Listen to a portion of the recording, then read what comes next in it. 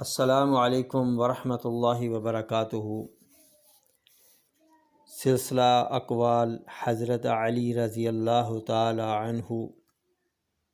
آج کا عنوان ہے عارف باللہ۔ عارفان الہی سب لوگوں سے زیادہ شریف النفس، سب سے زیادہ صابر، بہت جلد معاف کرنے والے اور نہایت وسیع اخلاق ہوتے ہیں۔ اللہ تعالیٰ کے دشمنوں سے الگ ہو جاؤ اور اس کے دوستوں سے میل جول رکھو۔ بزرگوں کی 4 عادتیں یہ ہیں: سخاوت کرنا، غصے کو پی جانا، لوگوں کی غلطی اور قصور کو درگزر کرنا، حلم بردباری اختیار کرنا۔ عارفان اللہ تعالیٰ کی زیارت اور ملاقات کرنے سے دل آباد ہوتے ہیں اور علم و حکمت کے خزانے ہاتھ آتے ہیں۔ بے شک اللہ تعالیٰ کے دوست وہ لوگ ہیں جو اپنی موت کو قریب خیال کرتے اور اپنی امیدوں کو چھوٹا سمجھتے اور اعمال صالحہ زیادہ کرتے اور لغزش کم کھاتے ہیں۔ بے شک اللہ تعالیٰ نے اپنی نافرمانیوں پر دنیا میں عذاب اس لیے مقرر فرمایا ہے کہ اپنے بندوں کو آخرت کے عذاب سے محفوظ فرمائے۔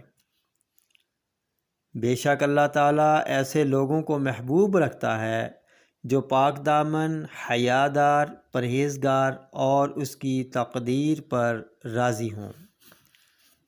بے شک اللہ تعالیٰ یہی چاہتا ہے کہ وہ اپنے ایماندار بندوں کو ایسی جگہ سے روزی پہنچائے جہاں کا ان کو وہم و خیال بھی نہ ہو۔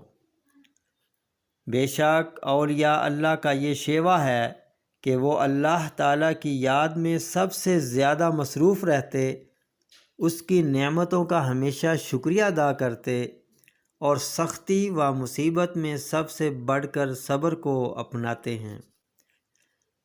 نیک لوگ انہی کا ساتھ دیتے ہیں جو ان کے رنگ کے ہوں، اور کمینے انہی کا ساتھ دیتے ہیں جو ان کے ڈھب پر ہوں۔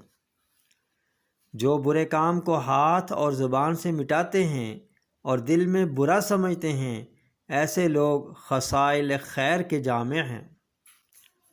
طلب روزی میں نیک طریقہ کار اختیار کر اور اس کے حال کرنے میں زیادہ کوشش و اصرار نہ کر۔ دنیا کی طلب میں زیادہ کوشش نہ کرو اور جائز طریق سے اسے حاصل کرو۔ اللہ تعالیٰ کی خوشنودی کے لیے اس کے مطیع اور فرما بردار بندوں کی زیارت کر اور اس کے پیارے دوستوں سے اس کا راستہ سیکھ۔ اللہ تعالیٰ کے حکم پر وہی لوگ قائم رہتے ہیں جو اس کی شریعت کے پورے طور پر حامی اور معاون ہوں۔ کبھی تو وہ لوگوں میں ظاہر اور مشہور ہوتے ہیں اور کبھی پوشیدہ اور مخفی رہتے ہیں۔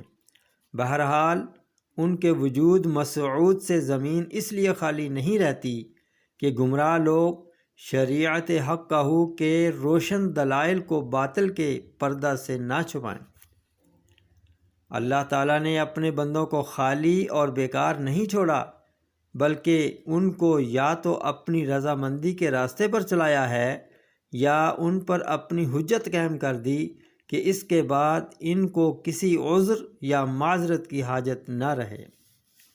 السلام علیکم ورحمۃ اللہ وبرکاتہ۔